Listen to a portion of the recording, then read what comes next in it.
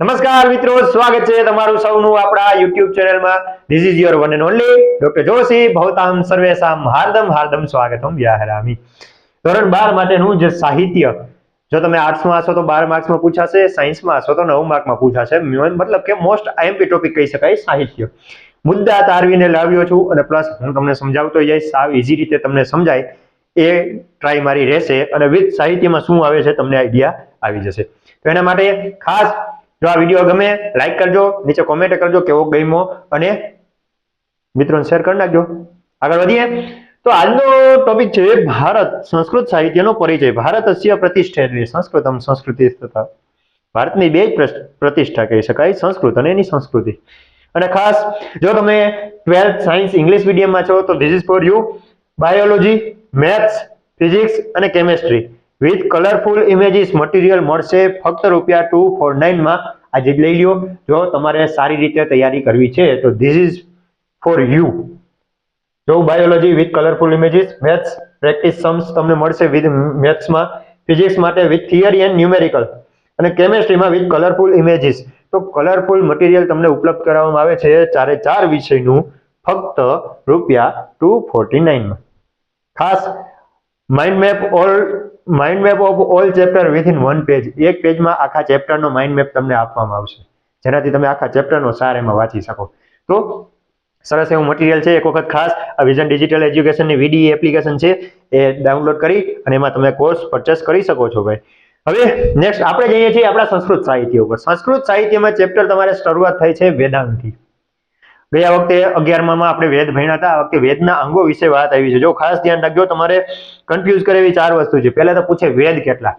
4 વેદ: ઋગ્વેદ, યજુર્વેદ, સામવેદ, અથર્વવેદ. તમને એમ પૂછે સાહેબ વેદાંગ કેટલા? તો વેદના અંગ 6 છે. અને એક ચેપ્ટરમાં તમને આવશે કે વેદના સોપાન કેટલા? વેદ અભ્યાસના સોપાન. વેદનો અભ્યાસ કરવો હોય તો કેટલા તબક્કામાં કરવો પડે? તો એમાં 5 સોપાન આવશે. તો આ ખાસ કન્ફ્યુઝ ન થાય. વેદ 4, વેદના અંગો પૂછે ને યાદ રાખજો. આ ગયા વખતે પૂછાય છે ને મોસ્ટ દર વખતે લગભગ આ પ્રશ્ન જોવા મળે છે. સાહેબ વેદના અંગો કેટલા?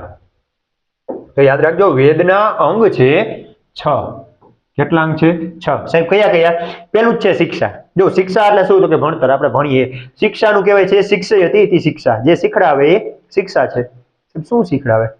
તો કે વર્ણોચ્ચારણમ શિક્ષયતિ. વર્ણનો ઉચ્ચાર, અક્ષર છે એમાં સ્વર ને વ્યંજન આવે અને અ વચાય અને ક વચાય અને આ વચાય. જે વચાતો એ અક્ષરને જે આપણે શીખડાવે ને બોલતા એને કહેવાય શિક્ષા.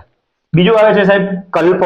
કલ્પ એટલે શું? તો કે વેદમાં જે કામ કીધા હોય ને, વેદમાં એમ કીધું આ વન કરો, આ કરો, તે કરો, તો વેદમાં જે કાર્ય કીધા છે એ કાર્યને કઈ રીતે કરવા. વેદમાં કીધું યજ્ઞ કરો, પણ યજ્ઞ કઈ રીતે કરવું? તો એ વસ્તુની કલ્પના કરવામાં આવી છે કલ્પમાં, એટલે એનું નામ પડ્યું કલ્પ.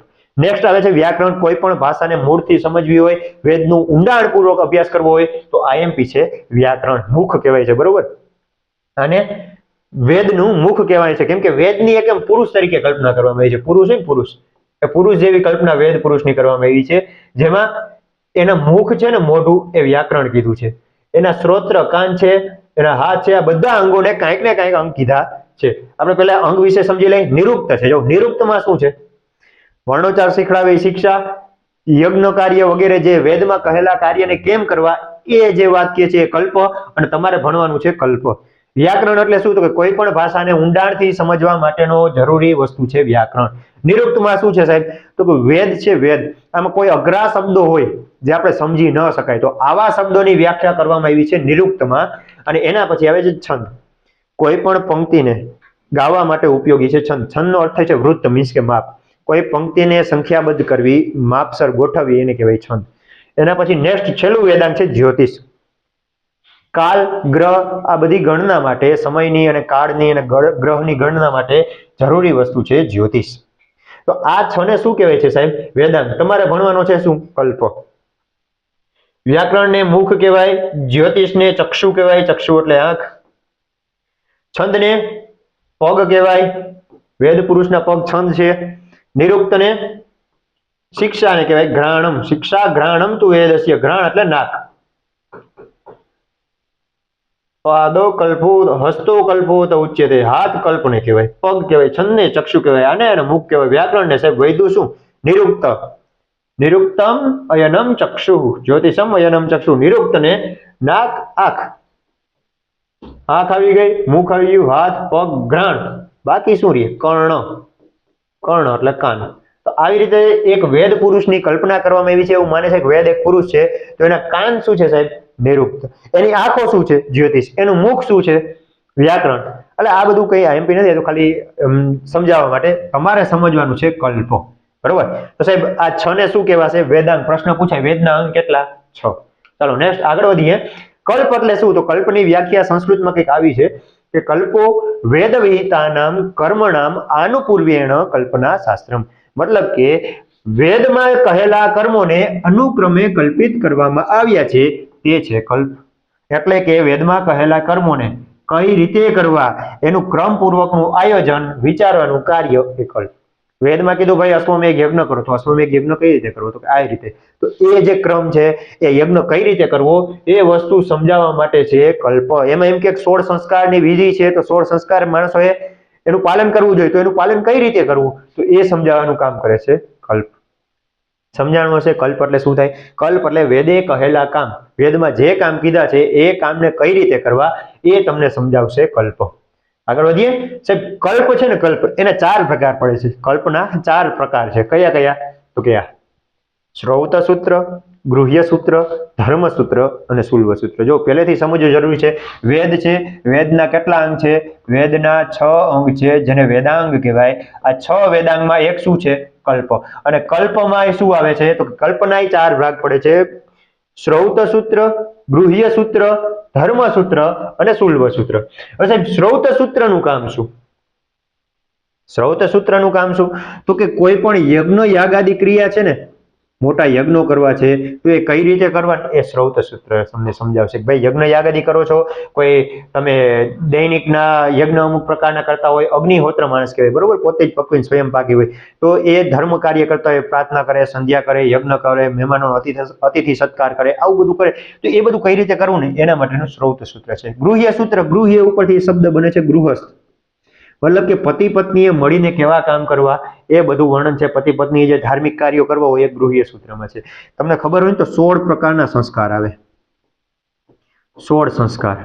આ 16 સંસ્કારની વાત છે ને એ પણ ગૃહ્ય સૂત્રમાં છે. 16 સંસ્કાર ક્યાંથી ચાલુ થાય સાહેબ? તો કે જો માણસનો વિવાહ થાય, બરોબર, પછી ગર્ભાધાન સંસ્કાર, જ્યારે ગર્ભમાં બીજનું આરોપણ થાય એને ગર્ભાધાન કહેવાય. પુંસવન આવે, સીમંતોનયન આવે, અન્નપ્રાશન આવે, આવે ચાલુ કરી વિવાહ અને શું કે બધે જેટલા 16 સંસ્કાર છે, વેદારંભ, વિદ્યારંભ, યજ્ઞોપવિત, સમાવર્તન અને છેલ્લે અંત્યેષ્ટિ સંસ્કાર, મીન્સ કે અંતિમ સંસ્કાર. અહીંયા સુધી ટોટલ 16 સંસ્કાર હોય છે જેને માણસ પોતાના જીવનમાં ફોલો કરતો હોય.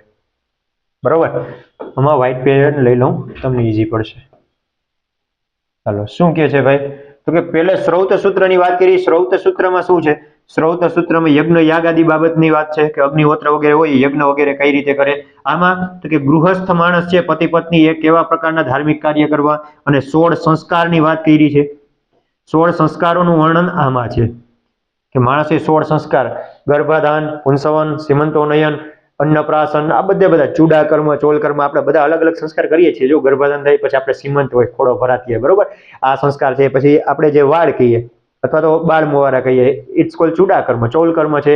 યજ્ઞોપવિત સંસ્કાર આવે, જ્યારે ભણવાનું ચાલુ કરે ત્યારે વેદારંભ આવે, વિદ્યારંભ આવે, એના પછી તો કે વિવાહ સંસ્કાર આવે. આવા તો કેટલા કર્ણવેદ સંસ્કાર આવશે, અને છેલ્લે અંત્યેષ્ટિ સંસ્કાર, અંતિમ સંસ્કાર, 16 સંસ્કાર પૂરા થાય. તો 16 સંસ્કારનું વર્ણન ગૃહ્ય સૂત્રમાં. ધર્મ સૂત્રમાં તો કે સમાજ અને રાજ્યને લગતા જે નીતિ નિયમો હોય ને, કે આ ધર્મ છે, આ ધર્મ છે, તો આ નીતિ નિયમોની વાત છે ને એ આવશે ધર્મ સૂત્રમાં.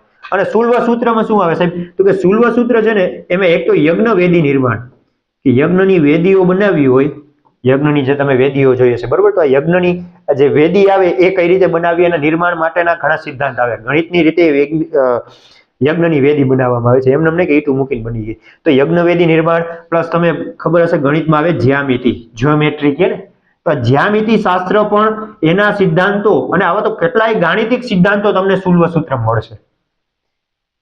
કલ્પમાં જે શુલ્વ સૂત્ર છે ને એમાં ગાણિતિક સિદ્ધાંતો, ગણિતને લગતા ઘણા સિદ્ધાંત આમાં તમને જોવા મળશે. તો આ 4 વસ્તુ છે.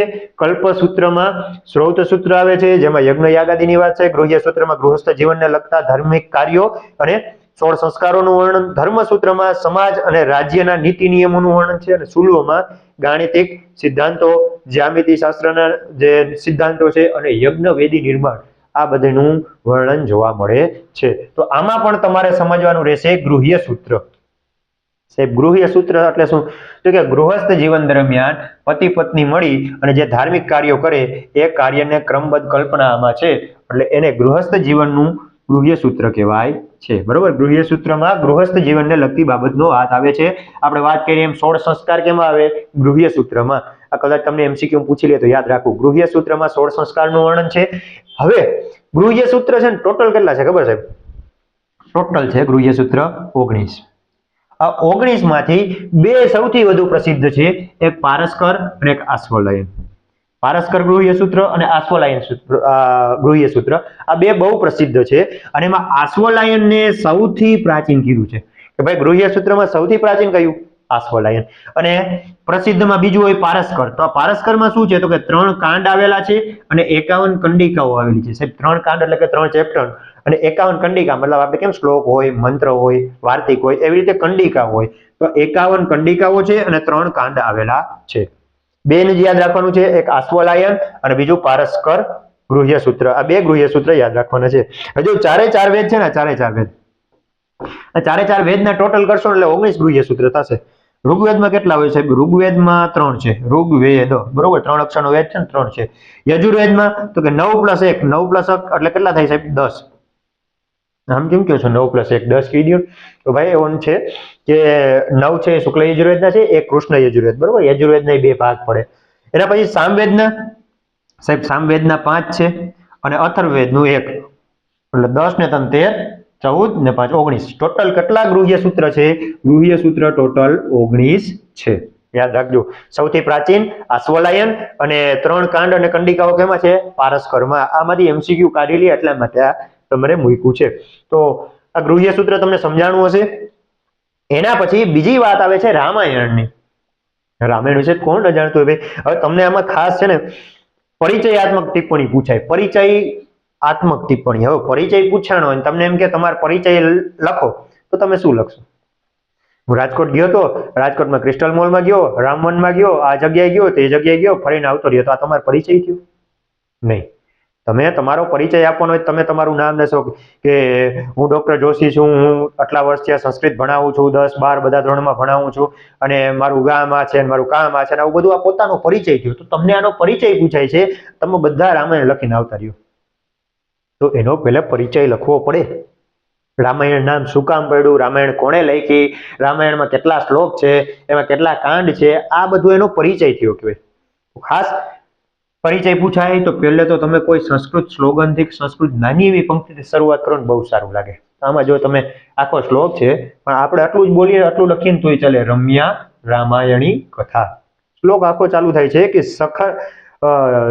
સદૂષણાપી નિર્દોષા સખરાપી સુકોમલા નમસ્તસ્ય કૃતાયન રમ્યા રામાયણી કથા. હું એમને નમસ્કાર કરું છું જેણે આવી રમણીય રામાયણની કથા બનાવી છે. કોને નમસ્કાર કરું છું? ઋષિ વાલ્મીકીને. હું એ ઋષિ વાલ્મીકીને નમસ્કાર કરું છું જેણે આવી ખૂબ સુંદર મજાની રામાયણની કથા બનાવી છે. કેમ? તો કે એમાં દૂષણ હોવા છતાંય નિર્દોષ છે, અને એક ખર હોવા છતાંય કોમળ છે. ખરનો અર્થ થાય છે કઠોર, તો આનો 2 મિનિંગ નીકળે, શ્લેષ અલંકાર થાય. એમાં દૂષણ છે છતાંય નિર્દોષ છે, એ કઠોર છે છતાંય કોમળ છે. પણ આવો નથી, બરોબર. ખર અને દૂષણ નામના 2 રાક્ષસ હતા. એ રાક્ષસોના હોવા છતાંય કેવી છે? તો કે સુંદર મજાની છે અને બહુ સરસ મજાની રમણીય રામાયણની કથા છે. તો હું એ રામાયણની રચના કરનાર વાલ્મીકીને નમસ્કાર કરું છું. શરૂઆત આવી રીતે કરી શકો, રમ્યા રામાયણની કથા. રચયિતા કોણ છે સાહેબ? તો કે રચયિતા છે વાલ્મીકી. ઋષિ વાલ્મીકીએ આ રામાયણની રચના કરી છે. અને રામાયણનું નામ શું કામ પડ્યું? તો કે રામનું અયન એટલે રામાયણ. રામનું, રામ એટલે રામ, ને અયન એટલે જીવન અથવા તો ગતિ. અયનનો અર્થ થાય છે ગતિ. આપણે કહીએ ઉત્તરાયણ, તો અયન એટલે ગતિ. તો આ રામના ગતિને અથવા તો રામના જીવનને જે નિરૂપે છે ને એને કહેવાય રામાયણ. રામના જીવનનું નિરૂપણ એટલે રામાયણ. કોણે લખ્યું? ઋષિ વાલ્મીકી. સાહેબ એમ કહેવાય છે કે ઋષિ વાલ્મીકી એમને નથી લખી નાખ્યું. ઋષિ વાલ્મીકી એક વખત સવારમાં નદીએ સ્નાન કરવા જતા હતા, અને સ્નાન કરતી વખતે એમણે જોયું કે ક્રોંચ નામના પક્ષી, ક્રોંચ એ બગલા જેવા પક્ષી આવે, આ ક્રોંચ નામના એક યુગલ નર અને માદા પક્ષી એક ઝાડવા ઉપર વૃક્ષ ઉપર બેઠા હતા અને એ જોયે છે કે વાહ કેટલું સુંદર મજાનું આ પક્ષીઓનું જોડું છે.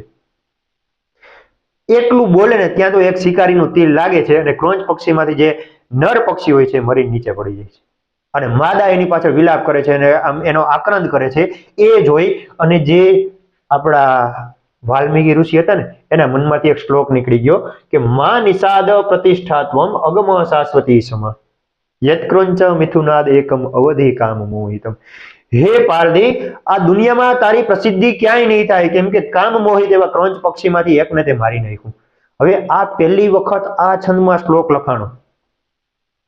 પહેલી વખત આ છંદ છે જે મા નિષાદ પ્રતિષ્ઠાત્વ મગમ શાશ્વતી સમા યત્ક્રોંચ મિથુનાદેક મવધિ કામ મોહિતમ. તો જે આ શ્લોક લખાણો ને પહેલી વખત આ છંદમાં લખાણો અને એ છંદનું નામ હતું અનુષ્ટુપ છંદ.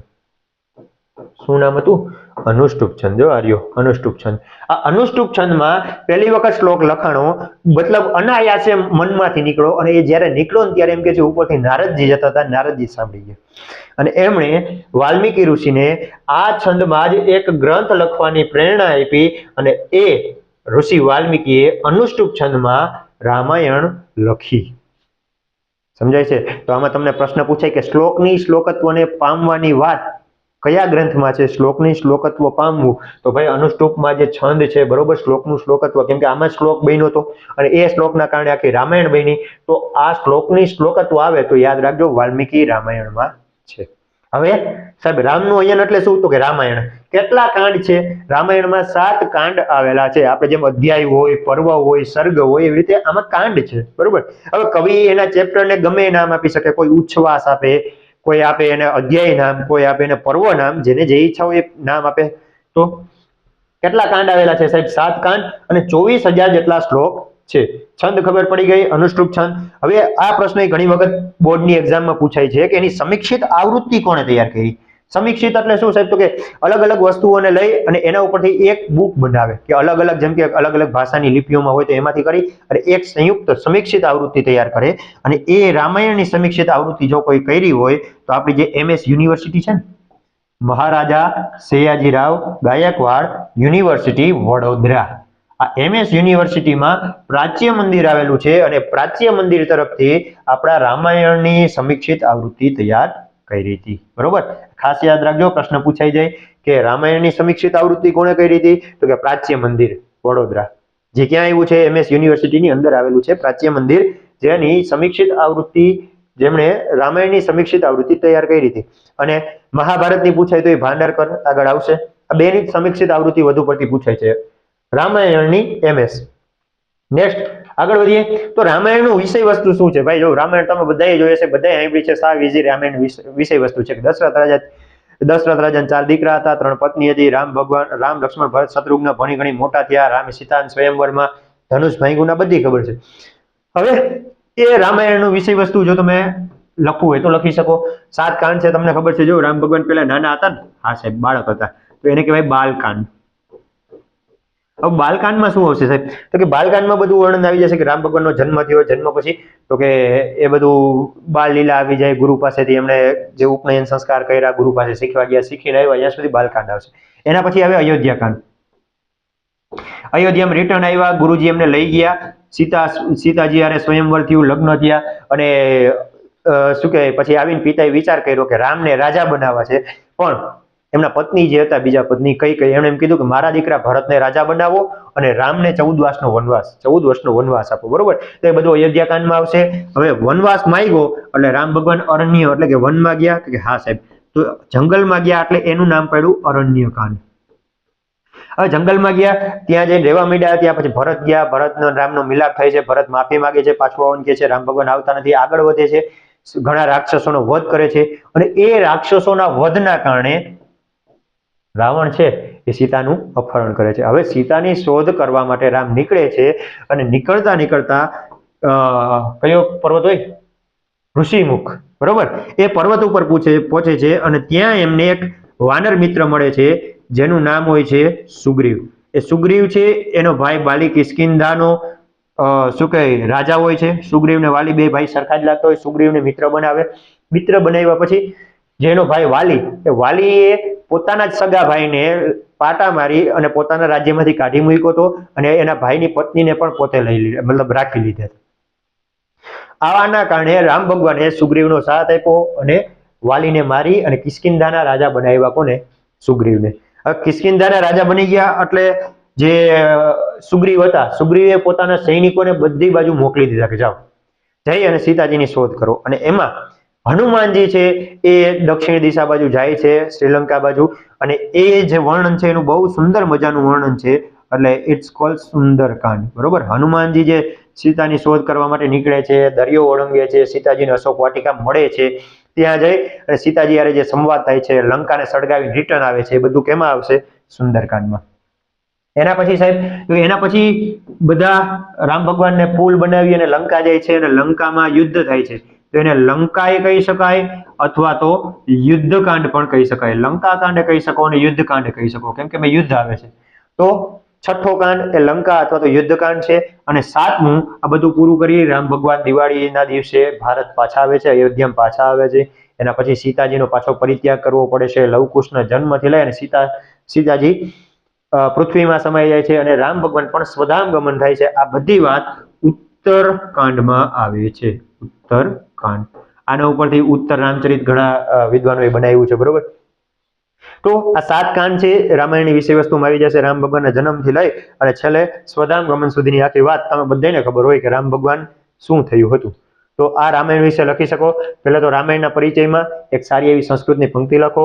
એના વાલ્મીકીએ રચના કરી હતી, રામાયણ નામ શું કામ પડ્યું, 7 કાંડ આવેલા છે, 24,000 શ્લોક છે અને કયો છંદ છે? અનુષ્ટુપ છંદ છે. સમીક્ષિત આવૃત્તિ MS યુનિવર્સિટીમાં તૈયાર થઈ હતી. ચાલો નેક્સ્ટ આગળ વધીશું. મહાભારત. મહાભારત માટે એવું કહેવાય છે કે ધર્મે ચાર થઈ છે કામે છો મોક્ષે ચ ભરતર્ષભ યદ ઇહાસ્તિ તદન્યત્ર યન ન ઇહાસ્તિ ન તત્ક્વચિત. ધર્મ, અર્થ, કામ અને મોક્ષની બાબતમાં હે ભરતવંશી, જે અહીંયા છે એ જ બીજે અહીંયા છે, જે અહીંયા નથી ક્યાંય નથી. જે મહાભારતમાં છે એ જ બીજે અહીંયા છે, મહાભારતમાં નથી ને ક્યાંય નથી. વિચારો કરો કેટલી મોટી વાત કહી દીધી. જે આમાં છે એ બધે અહીંયા છે ને આમાં નથી ક્યાંય નથી. તો મહાભારતનો પરિચય છે. મહાભારતના પરિચયમાં શ્લોક તમે લખી શકો અથવા તો તમે કહી શકાય ભારતે પંચમો વેદ અથવા તો ભારતમ પંચમો વેદ. મહાભારત છે ને એને 5મો વેદ કહેવાય છે. 4 વેદ તો તમને ખબર છે, પણ આ મહાભારતને પણ 5મો વેદ તરીકે સ્વીકારવામાં આવે છે, કેમ કે આમાં એટલું બધું નોલેજ છે, એટલું બધું જ્ઞાન છે, જેટલું ક્યાંય નથી મળતું. આમાં આવ્યું એ બધું છે, બધું છે આમાં છે, આના સિવાય બીજે ક્યાંય બહાર નથી. તો મહાભારતને 5મો વેદ પણ કહેવાય છે. આ મહાભારતની સમીક્ષિત આવૃત્તિ ક્યાંથી ભાઈ શું કહેવાય સમીક્ષિત આવૃત્તિ તૈયાર થાય, બધું ભેગું કરી અને એક સમીક્ષિત આવૃત્તિ? તો કે Bhandarkar oriental research institute Poona દ્વારા. ભાંડારકર ભારત, બરોબર. મહાભારત ને ભાંડારકર ભારત એમ યાદ રાખી શકો કદાચ પૂછાય તો. તો આ મહાભારતનું વાત થઈ કે ભાઈ ભાંડારકરમાંની જે આવૃત્તિ તૈયાર કરવામાં આવી. મહાભારતને 5મ વેદ કહેવાય અને ધર્મ અર્થ બાબતમાં જે છે એ બધું આમાં છે ને આમાં નથી, ક્યાંય નથી. હવે પરિચય આપીએ તો મહાભારતનું સ્વરૂપ, તો કે સાહેબ પહેલા આનું સ્વરૂપ બહુ નાનું હતું અને પહેલા મહાભારતનું નામ શું હતું ખબર? પહેલા નામ હતું જય સંહિતા. જય પણ કહેવામાં આવ્યું હતું, જેમાં 8,800 જેટલા શ્લોક હતા. આપણે બુકમાં 8,000 જેટલા, આશરે 8,000 શ્લોક એવું લખ્યું છે, બરોબર. જયમાં 8,800 જેટલા શ્લોક હતા. હવે આ જે જય હતું એનું પહેલું સ્વરૂપ હતું મહાભારતનું. પહેલા આટલું જ નાનું સ્વરૂપ હતું, પછી એમાં થોડુંક વિસ્તૃત ઉમેરવામાં આવ્યું અને એનું જે નામ પડ્યું એ નામ પડ્યું ભારત. આ ભારતમાં કેટલા શ્લોક હતા સાહેબ? તો કે ભારતમાં 24,000 જેટલા શ્લોકો હતા. એના પછી તો કે આનું વિસ્તૃત સ્વરૂપ જે આવ્યું એને આપણે ઓળખીએ છીએ મહાભારત. આ મહાભારતમાં એમ કહેવાય છે કે 1,00,000 જેટલા શ્લોકો છે. કેટલા? 1,00,000. પેલા 8,000 હતા, પછી 24,000 થયા ને 1,00,000 જેટલું અત્યારે આપણે જે ઓરિજિનલ મહાભારત અત્યારે જોઈએ છીએ ને એમાં 1,00,000 જેટલા શ્લોકો છે. કેટલા પર્વો આવેલા છે સાહેબ? મહાભારતમાં 18 પર્વ છે. જે 18 પર્વ છે ને એમાં મહાભારતનો પેલા બરોબર આદિ પર્વ આવે. આદિ પર્વમાં શાંતનુ રાજા શકુંતલાની વાત આવી જાય છે. શકુંતલાને શું કહેવાય કયા રાજા હતા? દુષ્યંત. એના રાજા થયા સર્વદમન, જેનું નામ પડ્યું ભરત. ભરત ઉપરથી આખો ભારત વંશ થયો. એમાંથી પછી શાંતનુ રાજા, શાંતનુને પહેલા પત્ની હતા ગંગા, એના દીકરા થયા ભીષ્મ. ભીષ્મ ને પછી શું કહે પિતાને બીજા લગ્ન કર્યા. ભીષ્મે પ્રતિજ્ઞા લીધી કે આ બ્રહ્મચર્યનું પાલન કરશે અને કોઈ દી લગ્ન નહીં કરે. એટલે પિતાના બીજા લગ્ન થયા સત્યવતી હારે, જેના 2 દીકરા થયા ચિત્રાંગદ અને વિચિત્ર. બરોબર, ચિત્રાંગદ અને વિચિત્રવીર્ય આ 2 દીકરાઓ થયા. એમાંથી એક દીકરો યુદ્ધમાં અવસાન થયું અને બીજાનું રોગના કારણે અવસાન થયું. હવે એમાં જે બીજો દીકરો હતો એને 2 પત્ની. એ 2 પત્નીને વેદવ્યાસજીએ પુત્ર આપ્યા અને એ 2 પત્નીના જે 2 પુત્ર હતા એમાં ખામી હતી. કેમ? તો કે પહેલી પત્ની હતી એ જોવા ગઈ તો આ ઋષિનું સ્વરૂપ જોઈ ન શકી, તો એના કારણે ડરીને આંખો બંધ કરી ગયા. તો એનો દીકરો થયો ધૃતરાષ્ટ્ર, આંધળો. બીજા જે શું કહે જે વિચિત્રના પત્ની હતા એ જોઈને ડરી ગયા, એના કારણે એના શરીરનો કલર પીળો પડી ગયો. તો એનો દીકરો થયો પાંડુ રોગ વાળો થયો. હવે ત્રીજી વાર એના મમ્મીએ કીધું જાવ, તો એ બંને ડરીને દાસીને મોકલી દીધા અને દાસીની જે પુત્ર થયો એ બહુ હોશિયાર અને વિદ્વાન માણસ થયો, જેનું નામ હતું વિદુર. આ બધું વર્ણન એમાં આવે છે. એના પછી સભા પર્વ આવશે કે ભાઈ ધૃતરાષ્ટ્રને પેલા રાજા કોને બનાવ્યો? પાંડુને શાપના કારણે મૃત્યુ થયું, ધૃતરાષ્ટ્ર રાજા બન્યો. ધૃતરાષ્ટ્ર છે એને યુધિષ્ઠિરને યુવરાજ નહોતો બનાવવો, પોતાના દીકરા દુર્યોધનને બનાવવો હતો. પણ દુર્યોધન છે એને બનાવ્યો તો બીજા બધા તો વિરોધ કરે, કેમ કે સૌથી મોટો હતો યુધિષ્ઠિર. તો યુધિષ્ઠિરને યુધિષ્ઠિરને બેને ભાગ પાડી દીધા. ઇન્દ્રપ્રસ્થ નામની એક નગરી, મતલબ ત્યાં કઈ હતું જ નહીં, ખાલી બંજર જમીન હતી. એ જમીનનો ભાગ હતો એ યુધિષ્ઠિરને આપી દીધો. ત્યાં યુધિષ્ઠિરને 5 ભાઈઓએ મહેનત કરી અને રાક્ષસોને માર્યા, જે સાપ હતા નાગ એ બધાને ભગાડ્યા. એમાં એક મય નામના દાનવે એક મસ્ત મજાની નગરી ઊભી કરી દીધી, જેનું નામ પડ્યું ઇન્દ્રપ્રસ્થ. ત્યાંના રાજા બની ગયા કોણ? યુધિષ્ઠિર. હવે અહીંયા સભા પર્વ પ્રારંભ થાય છે કે સભા આયોજન કરે છે, જેમાં એ રાજસૂય યજ્ઞ કરવાનું હોય છે. અને એના પછી જે પાછું ઓલું વાત આવે છે શું કહે એ બધું પતાવી અને દ્યુત રમે છે, દ્યુતમાં બધું હારે છે. અને આવા બધા પર્વો આવે છે અલગ અલગ. એવા ટોટલ 18 પર્વ છે. એ પર્વમાં એક પર્વનું નામ છે ભીષ્મ પર્વ. એ ભીષ્મ પર્વનો જે 25મો થી 42મો અધ્યાય છે ને એને આપણે શ્રીમદ ભગવદ્ ગીતા તરીકે ઓળખીએ છીએ. મતલબ કે ભગવદ્ ગીતા 700 શ્લોકની જે શ્રીમદ ભગવદ્ ગીતા છે એ ભગવદ્ ગીતા મહાભારતનો જ એક ભાગ છે. ક્યાં છે? તો કે ભીષ્મ પર્વમાં, મહાભારતમાં આવેલો છે. ચાલો, મહાભારતની આટલી વાત ઘણી. એનું સ્વરૂપ સમજાઈ ગયું હશે. કોણે લખ્યું? મહર્ષિ વેદવ્યાસજીએ. એનું સ્વરૂપ શું હતું? પહેલા તો આપણે એના ઉપર કહી શકાય કે ભારતમાં 5મા વેદની એને ઉપાધિ આપવામાં આવી છે. પહેલે જય નામે હતો, પછી ભારત પડ્યું, પછી મહાભારત પડ્યું. શ્લોક કેટલા છે હાલમાં? 1,00,000 શ્લોક. પર્વ કેટલા? 18. શ્રીમદ ભગવદ્ ગીતા પણ મહાભારતનો જ અંશ છે. એમનો પરિચય થયો. મહાભારતનું કથા વિષય વસ્તુ તમને બધાને ખબર છે. 5 પાંડવો અને કૌરવો વચ્ચે યુદ્ધ થાય બધું. ઓકે, ચાલો નેક્સ્ટ. હવે આપણે આગળ વધીશું કુમાર સંભવ તરફ. કુમાર સંભવ કોને લખી હતી સાહેબ? કાલિદાસજી. કાલિદાસનું જીવન ચરિત્ર આપણે ઘણી વખત ભણી ગયા. શું કાલિદાસજી છે બહુ આમ એ કયા કુળમાં જૈનમાં ખબર નથી, પણ એ શું કહેવાય ઘેટા બકરા ચડાવવા જતા ને એક વખત જાય છે અને કોઈ વૃક્ષ ઉપર બેસી અને એ જ ડાળખી કાપતા હોય. એ કાપતો હોય ને એ જ સમય એમ કે છે કે વિદ્વાનનું વૃંદ, આખો એક વિદ્વાનોનો સમૂહ ત્યાંથી જતો હોય, બહુ દુઃખી હોય છે. એ જોઈ છે કે છોકરો જે ડાળખી પર બેઠો છે એ જ ડાળખીને કાપે છે. તેને જઈને સમજાવે છે તો કાલિદાસ સમજતા નથી. નાના બાળક હોય છે એટલે નાના બાળક હોય કઈ સમજતા નથી. તો વિદ્વાનોને કંઈક વિચાર આવે છે, કેમ કે વિદ્વાનો કોણ હોય છે? તો કે એ એક રાજાના નગરીમાંથી, લગભગ ઉજ્જૈન નગરીમાંથી રિટર્ન આવતા હોય છે. ત્યાંના રાજાની દીકરી હોય છે વિદ્યોત્તમા. આ વિદ્યોત્તમા બહુ હોશિયાર હોય છે ને એને એવી શું કહે ડિબેટ સ્પર્ધા, શાસ્ત્ર સ્પર્ધાનું આયોજન કર્યું હોય અને એવો પ્રસ્તાવ રાખ્યો જે મને શાસ્ત્રાર્થમાં હરાવે એમની સાથે હું લગ્ન કરીશ. તો વિદ્યોત્તમાને કોઈ હરાવી નથી શકતું, એટલા માટે આ બધા વિદ્વાનો આવતા હોય દુઃખી હોય છે કે આપણે બધા વિદ્વાનો થઈને એક સ્ત્રીને ન હરાવી શકીએ વિચારી અને નીકળતા હોય છે. ત્યાં જ આ મૂર્ખને જોઈ જાય એના મનમાં વિચાર આવે કે આપણા જેવા વિદ્વાનોનું અપમાન કર્યું, આ મૂર્ખ હારે જ આપણે વિદ્યોત્તમાને લગ્ન કરાવવા. It's okay. બધા વિચારી છોકરાને નીચે ઉતારે છે. છોકરો બોલે છે શું છે?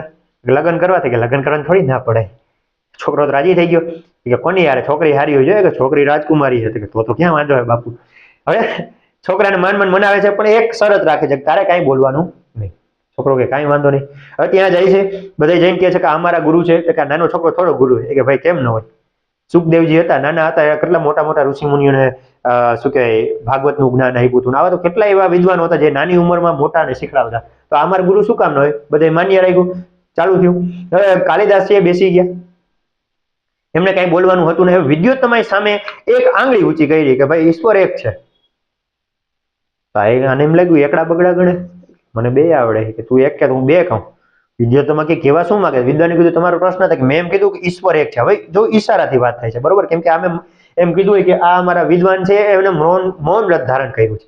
વિદ્યોત્તમા કે ઓકે હાલો તો હું એ મૌનથી જવાબ આપીશ. એને એક કીધું તો ઓલા બે કીધું એકડા બગડા મને નહીં આવડે. તો આ ભાઈ કીધું શું તમારો પ્રશ્ન હતો? ઓલા બેને કીધું ઈશ્વર એક છે. તો ઓલા કીધું ના, ઈશ્વર બે છે, જીવ અને ઈશ્વર એમ બે છે. તો એ બેન પેલા પ્રશ્ન મારી ગયા. એવી રીતે આમ 5 આંગળા દેખાડ્યા. તો ઓલા એમ કે મને ઝાપટ મારી તને ઢીકો મારી. તો ઓલા મુઠ્ઠી ઊભી કરી. મતલબ આ તો મજાકની વાત છે, પણ હવે વિદ્યુતમાં કીધું શું છે કે 5 એટલે કે 5 એટલે હું પંચતત્વની વાત કરું છું, પંચતત્વની. તો સામેના વિદ્વાનોમાં જે એમ વાતના નિષ્ણાત હોય, એ વિષયના નિષ્ણાત હોય, એને કીધું ભાઈ 5 તત્વથી કઈ નથી થતું. જ્યારે 5 તત્વો ભેગા મળે ને ત્યારે શરીરનું નિર્માણ થાય છે, ત્યારે કંઈક નિર્માણ થઈ શકે. આવી રીતે વાતમાં આવી બધી રીતે શું કે વિદ્યુતમાને હરાવ્યા અને કાલિદાસ સાથે એમના લગ્ન કર્યા. હવે કાલિદાસ રાત્રે એમને મહેલ મળ્યો, રાજા તરફથી. મહેલમાં બેઠા હોય છે ને એક ઊંટ છે, ઊંટ એ ભભૂકતું હોય. એ સાંભળીને પત્ની વિચારે છે વિદ્યુતમાં કે આ શું છે? કે ઉઠ રહ, સંસ્કૃતમાં ઉષ્ટ રહ કહેવાય. આ ભાઈ બોલે છે ઉઠ રહ. તો ખબર પડી જાય વિદ્વાન નથી, આ તો મૂર્ખારે મારા લગ્ન કરાવ્યા. તો એમને ઘરની બહાર કાઢી મેલે. ઘરની બહાર કાઢે એટલે કાલિદાસને બહુ દુઃખ લાગે છે. સામે માતા કાલીનું મંદિર હોય છે, ત્યાં જઈ અને ધ્યાનમાં બેસી જાય છે. મહાકાલી પ્રસન્ન થાય છે. એટલા માટે જ કવિનું નામ પડ્યું કાલિદાસ. અને એને એટલા વિદ્વાન બનાવી દીધા કે અત્યારે સંસ્કૃત સાહિત્યમાં કાલિદાસ વગર નામ ન હોય. તો એ કાલી માતા એમના પર પ્રસન્ન થયા હતા, કાલિદાસ નામ પડ્યું. હવે એમ કે છે ઘરે આવી અને દરવાજો ખટખટાવે છે. અનાવૃત્ત કપાટમ દ્વારમ દેહી, બારણું ખખડાવે છે અને એના પત્ની અંદરથી બોલે છે અસ્તિ કશ્ચિત વાક વિશેષ. 3 શબ્દ બોલ્યા, અસ્તિ કશ્ચિત અને વાક વિશેષ. વાક, બરોબર. શું તમારી વાણીમાં કઈ વિશિષ્ટતા આવી? તો આ 3 વર્ડ ઉપરથી એને 3 ગ્રંથો લખી નાખ્યા. અસ્થિ ઉપરથી ચાલુ થાય છે. અસ્ત્યુત્તરસ્યામ દિશિ દેવતાત્મા હિમાલયો નામ નગાધિરાજ પૂર્વા પર્વતોય નિધિ વગાહ્ય સ્થિત પૃથિવ્યામ એવ માનદંડ. બરોબર. આના ઉપરથી કુમાર સંભવ લખી નાખી, જે આમાં જ આવે છે. અસ્ત્યુત્તરસ્યામ, આ શ્લોકથી જ આનો પ્રારંભ થાય છે કુમાર સંભવ. કશ્ચિત કાંતા વિરહ ગુરુના સ્વાધિકારાત પ્રમત્ત સાપે નાસ્તં ગમિત મહિમા વર્ષ ભોગ્યેન વર્તુ મેઘદૂત. જે પોતાના પત્નીથી દૂર હોય છે એ મેઘનું વર્ણન, યક્ષનું વર્ણન કરતું મેઘદૂતમ કાવ્ય લખ્યું છે. અને વાગર્તાવિવ સંપૃક્તો વાગર્થ પતિપત્તયે જગત પિતરો વંદે પાર્વતી પરમેશ્વરો. વાકથી સ્ટાર્ટ થતા શ્લોક ઉપરથી રઘુવંશ મહાકાવ્ય લખી નાખ્યું છે. 3 વર્ડ એના પત્ની બોલ્યા, તેના ઉપર 3 ગ્રંથો લખી નાખ્યા. કેટલો વિદ્વાન માણસ થઈ ગયો. પત્નીને એમથી વાહ, હવે આ મારા પતિ તરીકે સ્વીકારું છું. તો એ કાલિદાસે એના પછી તો આવા ઘણા ગ્રંથો લખ્યા. એમાંથી એક ગ્રંથ છે કુમાર સંભવ. કાલિદાસનો પરિચય ન પૂછાય તો મને મજા આવીને કહી નાખ્યું. તમને મજા ના આવે તો આમ ઓલું હોય ને, થોડીક સ્પીડ ભગાડીને સાંભળી લેવાનું, મજા આવશે. તો સર્ગ વાત આવે છે કુમાર સંભવ. કુમાર સંભવમાં કેટલા સર્ગો છે સાહેબ? કેટલા સર્ગો હશે? તો કુમાર સંભવમાં 17 સર્ગ છે. ખાસ ધ્યાન રાખજો, 17 સર્ગ. ઓકે, કેટલા સર્ગો છે? 17. આ 17 સર્ગ એટલે શું? તો કે 17 ચેપ્ટર, અલગ અલગ 17 ભાગ આવે છે. જેમાં કોની વાત છે? સંભવ થવું એટલે કે જન્મ થવો. કેનો? તો કે કુમારનો. કુમાર એટલે તો કે કુમાર કાર્તિકેય. તો મતલબ કે કુમાર કાર્તિકેયના જન્મના વર્ણન આ કુમાર સંભવમાં કરવામાં આવ્યું છે. કેટલા પર્વ સર્ગ કીધા સાહેબ? 17 સર્ગ કીધા. હવે 17માં 1 થી 8 સર્ગ છે ને, એમાં શિવ પાર્વતીના વિવાહ સુધીની જ વાત છે.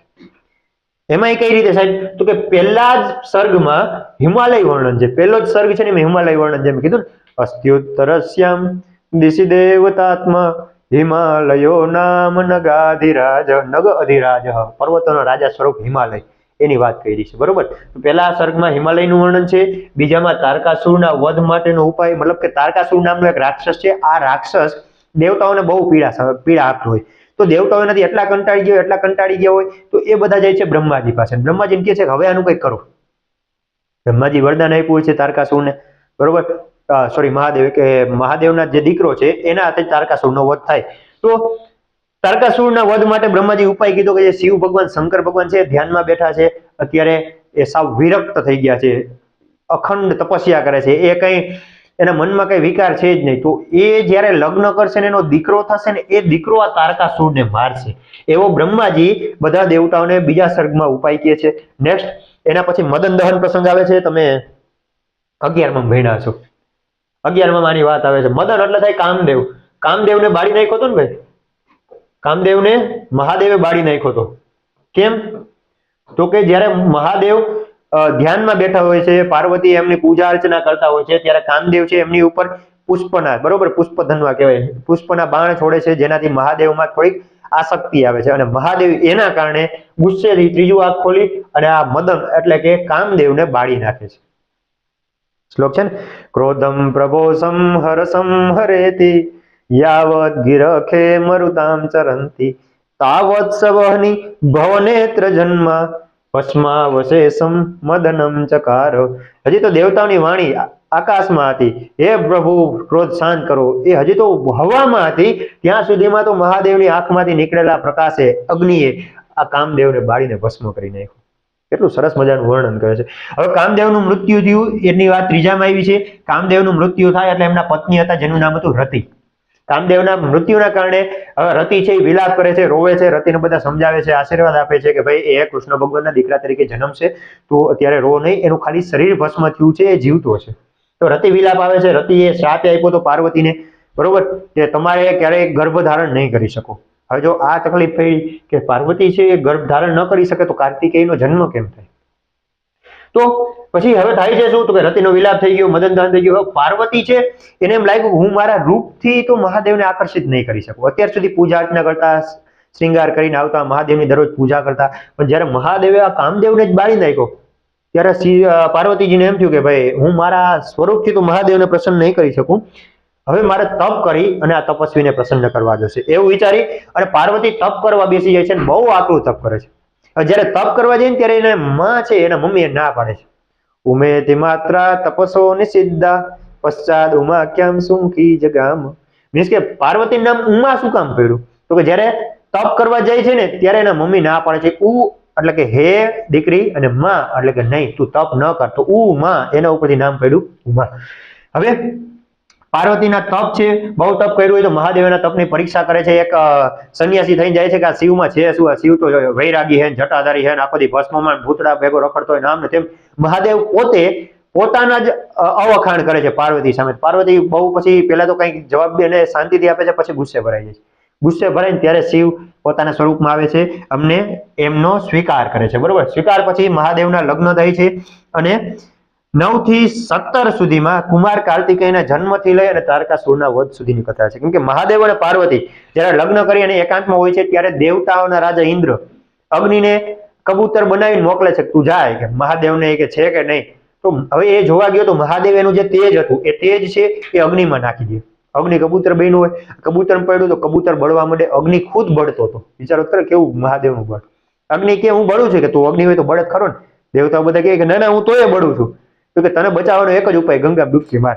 ગંગામાં જાય છે ને ગંગામાં એ તપ છે એ નીકળી જાય છે અને એમાંથી દીકરા થાય છે જે શું કહેવાય 6 કન્યા હોય છે એમને મળે છે, કૃતિકાઓ, બરોબર. એ કૃતિકાઓને મળે છે અને એકમાંથી 6 દીકરા થાય છે અને 6 માંથી પાછો એક દીકરો થાય છે. એટલે આપણે જે કુમાર કાર્તિકેય છે ને એને સડાનંદ કહેવાય, બરોબર. 6 માથાવાળા, કેમ કે 6 માંથી એક થયેલા હતા.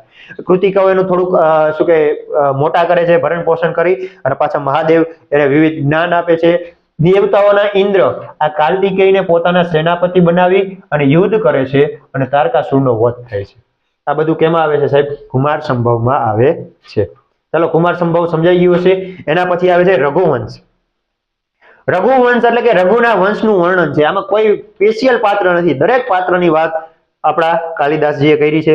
કાલિદાસ જેમ શું કહે કુમાર સંભવ છે એવી જ રીતે રઘુવંશ છે, રઘુવંશની વાત કરી છે. રઘુવંશ માટે તમે કહી શકો કે રઘુનામ અન્વયમ વક્ષ્ય. કાલિદાસે એવું કીધું છે કે હું રઘુવંશીઓનું જીવન વર્ણવીશ કે વર્ણવું છું, બરોબર. રઘુનામ અન્વયમ વક્ષ્ય.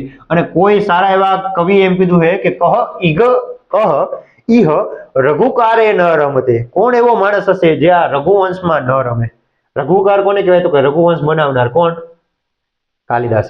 આ રઘુકારમાં કોણનું મન રમતું નથી. બહુ સરસ મજાની વાત કરી છે. તો કહ ઈહ રઘુકારે ન રમતે અથવા તો રઘુનામ અન્વયમ વક્ષ્ય. આ બેમાંથી એક પંક્તિ તમે યાદ કરી અને રઘુવંશમાં લખી શકો. હવે રઘુવંશનો પ્રારંભ મનુના નામ સ્મરણથી થાય છે. સૌથી પહેલા આપણે એમ કહીએ ને મનુ આવ્યા હતા, બરોબર. તો મનુના નામ સ્મરણથી રઘુવંશનો પ્રારંભ થાય છે. જો એનો પરિચય થયો, કહ ઈહ રઘુકારે ન રમતે. કેટલા સર્ગ છે સાહેબ? 19 સર્ગ. તમને કુમાર પૂછે કુમાર કેટલા હતા? તો 17. કુમાર કેટલા વર્ષનો? 17 વર્ષનો. એમ યાદ રાખી શકો. રઘુવંશ તો કે 19 સર્ગના, બરોબર. 19 સર્ગ છે. શરૂઆત મનુના નામથી થાય છે. પહેલા કયા રાજાનું વર્ણન આવે છે? પહેલા દિલીપ નામના રાજાનું વર્ણન આવે છે. રઘુવંશમાં પહેલા દિલીપ રાજા. ઇક્ષ્વાકુ વંશ પણ કહેવાય, રઘુવંશ પણ કહેવાય, બરોબર. આને તમે ઇક્ષ્વાકુ વંશ પણ કહી શકો. ઇક્ષ્વાકુ વંશ પણ આ જ, રઘુવંશ પણ એ જ. દિલીપ રાજાનું વર્ણન આવે છે કે દિલીપ રાજા છે એક વખત સ્વર્ગમાં ગયા હોય, ત્યાં રિટર્ન આવતા હોય છે તો એક જે કામધેનુ ગાયને પ્રણામ નથી કરતા, એનું ધ્યાન ન હોય તો કામધેનુનો શાપ લાગે, જેના કારણે દિલીપ રાજાને કોઈ સંતાન નથી હોતા. દિલીપ રાજાના પત્નીનું નામ છે સુદક્ષિણા. આ ઘણી વખત પૂછાય છે દિલીપ રાજાના પત્નીનું નામ શું હતું? સુદક્ષિણા. આ દિલીપ અને સુદક્ષિણાને કોઈ પુત્ર નથી હોતા. એના ગુરુ પાસે જાય છે અને ગુરુને પૂછે છે. ગુરુ કારણ કહે છે કે ભાઈ તમે જ્યારે સ્વર્ગમાં ગયા હતા ત્યારે કામધેનુએ તમને શાપ આપ્યો હતો, કેમ કે તમે એમને અભિવાદન નહોતું કર્યું, પ્રણામ નહોતું કર્યા, તો હવે તમારે એ શાપમાંથી મુક્ત થવું હોય તો તમારે ગાયનું શું કહે સન્માન કરવું પડશે, પૂજન કરવું પડશે. તો એ ગાય જ્યાં સુધી પ્રસન્ન નહીં થાય ત્યાં સુધી તમારે નકામ. હવે કામધેનુને જ ન લઈ આવી શકાય, તો કામધેનુની જે દીકરી હતી જે વશિષ્ઠ ઋષિ પાસે હતી, વશિષ્ઠ ઋષિ પાસે કામધેનુની દીકરી હતી વશિષ્ઠ, જેનું નામ હતું નંદિની. આ નંદિની ગાય હતી ને એમની સેવા કરે છે રાજા દિલીપ, અને નંદિનીની સેવા કરે છે. ડેલી એમને દરરોજ ચરાવવા જાય છે અને સાંજે પાછા આશ્રમમાં લઈ આવે. એક વખત એ નંદિની ઉપર સિંહ આક્રમણ કરે છે, રાજા એને બચાવવા જાય છે, ત્યાં સિંહ બોલે તું ખોટું રહેવા દે ભાઈ, અલમ મહીપાલ તવશ્રમેણ, ખોટો પરિશ્રમ રહેવા દે, તારાથી કાંઈ નહીં થાય, કેમ કે હું છે દેવી પાર્વતીનું વાહન છું, તારા મેં તેવડ નથી, તું મને હરાવી દે. ત્યારે દિલીપ રાજા હાથ જોડીને કહે છે ભાઈ તમે મહાન છો, ગાયને છોડી તમે મને ખાઈ જાઓ. ગાયનું રક્ષણ કરવું મારો ધર્મ છે, જો એનું રક્ષણ નહીં કરી શકે તો મારું જીવન નકામું જશે, તો ગાયનું રક્ષણ મારો ધર્મ છે, તમે મને ખાઈ જાઓ. આવું કે ત્યારે નંદિની એના ઉપર પ્રસન્ન થાય અને એમને એમ કહે છે કે મારું દૂધ તું અને તારી પત્ની પીશો એટલે તમારા ઘરે પુત્ર થશે.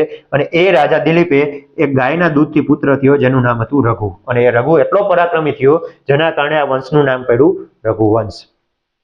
પછી એના પછી રઘુના દીકરા થાય છે અજ.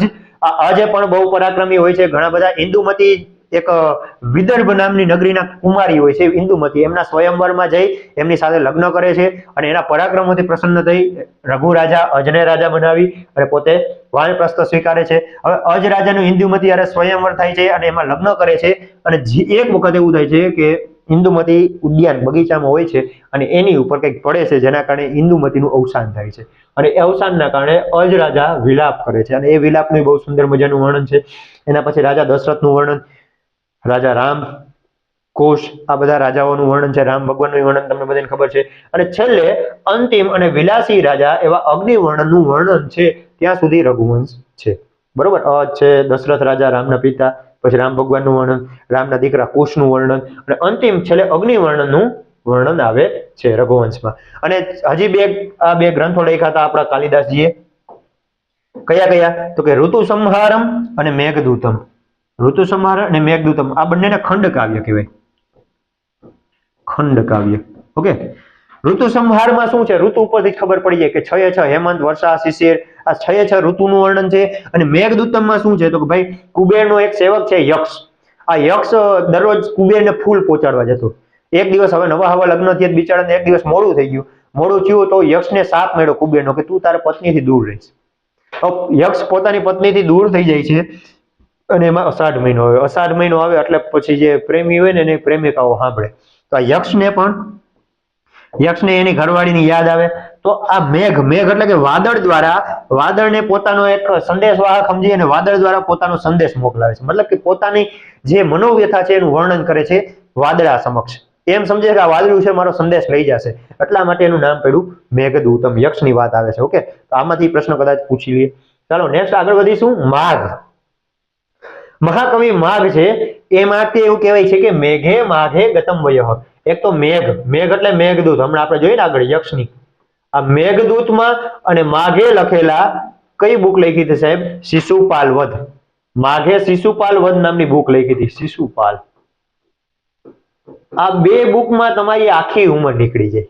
આ બે ગ્રંથ એટલા સરસ છે કે આમાં આખી જિંદગી પસાર થઈ જાય.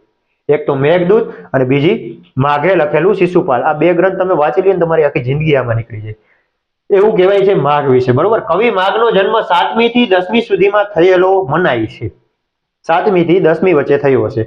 ક્યાંના વતની હતા? તો ભિન્નમાલ અથવા તો શ્રીમાલ એવું કોઈ નગર છે, ત્યાંના તેઓ વતની હતા અને શ્રીમાળી બ્રાહ્મણ હતા. એમનો સામાન્ય પરિચય થયો. હવે એમણે જે કાવ્ય લખ્યું હતું એનું નામ છે શિશુપાલ વધમ. મહાકવિ માઘ દ્વારા લખેલું હતું શિશુપાલ વધમ. પછી પ્રશ્ન પૂછાય કે ભાઈ શિશુપાલ કોણે લખ્યું? તો યાદ રાખવાનું, શિશુપાલમાં પહેલા શું આવે? શિશુને કોણ સંભાળે? માં. તો માઘ ઉપરથી માં અને શિશુપાલ ઉપર શિશુ, બરોબર, માં અને શિશુ આમ યાદ રાખી શકો. તો માઘ એટલે કયો ગ્રંથ? એકમાત્ર ગ્રંથ લખેલો છે શિશુપાલ વધમ. 5 મહાકાવ્ય છે, એ 5 મહાકાવ્યમાં આ શિશુપાલ વધનો સમાવેશ થાય છે, જેમાં 20 સર્ગ છે, બરોબર. મહાકાવ્ય છે, 20 સર્ગ એટલે બહુ મોટી વાત કહેવાય. આ 20 સર્ગનું મહાકાવ્ય છે અને એના માટે એવો શબ્દ, એવી પંક્તિ બોલાય છે કે નવ સર્ગ ગતે માઘે નવ શબ્દો ન વિદ્યતે. શિશુપાલ વધના તમે 9 સર્ગ વાંચી લ્યો ને તો તમારા માટે કોઈ શબ્દ નવો નથી રહેતો. મતલબ તમે અમે બધા શબ્દ આવી ગયા, સમજી લ્યો. કેટલા વિદ્વાન હશે કે ખાલી તમે 9 સર્ગ, આ 20 માંથી 9 સર્ગ વાંચી લ્યો ને એટલે તમારા માટે કોઈ શબ્દ નવો ન રહે. કેટલા વિદ્વાન માણસ હશે ત્યારે જ એમના માટે આવું કહેવાનું હોય. હવે તેની વાત છે સાહેબ, શિશુપાલ વધ મહાકાવ્યની વાત છે. એમાં ગિરનાર પર્વતનું વર્ણન આવે છે. ગિરનારને શું કીધું છે? રૈવર્તક, બરોબર. રૈવર્તક નામે ગિરનાર પર્વતનું વર્ણન આવે છે. માઘના મતે સૈન્યનું યુદ્ધ અને મહાકાવ્ય, સૈન્યનું યુદ્ધ અને મહાકાવ્યની રચના આ બે એક સમાન છે. સૈન્યનું યુદ્ધ અને આ મહાકાવ્યની રચના કરવીને એક સમાન છે. જેમ સૈન્યનું યુદ્ધ કરવું કેમ કેટલી બધી પ્લાનિંગ કરવું પડે, એમ આ મહાકાવ્ય માટે બહુ પ્લાનિંગ કરવું પડે. એ એટલું ઈઝી વાત નથી, બરોબર. તો આ બે વસ્તુ છે એ એક સમાન ગણાવી છે માઘે. હવે આમાં આવે છે શું શિશુપાલ વધમાં? ઓકે સાહેબ, શિશુપાલ વધમાં શિશુપાલ જે કૃષ્ણ ભગવાનના ફઈના દીકરા છે, કૃષ્ણ ભગવાનના ફઈના દીકરા છે, પણ આમ એનું કામ અસુર જેવું જ છે. જૈનમાં ત્યારે એમના આંખ અને હાથને વધારાના હતા. તો ત્યારે ભવિષ્યવાણી થઈ જેના હાથમાં અને હાથ અને આંખ વધારાના અંગ છે નીકળી જશે એ જ આનો નાશ કરશે. હવે કૃષ્ણ ભગવાન જયારે ફઈના દીકરાને ઉપાડે, વધારાના અંગ ગાયબ થઈ જાય છે. ફઈને એમ થયું કે મારા દીકરાને મારા ભાઈનો દીકરો જ નાશ કરશે. કૃષ્ણ ભગવાન વચન આપે છે, ભાઈ તમારા દીકરાના 100 ભૂલોને માફ કરી દે. બસ ભાઈ કે તો વાંધો નહીં દીકરા. હવે 100 ભૂલની કૃષ્ણ ભગવાન કહે છે.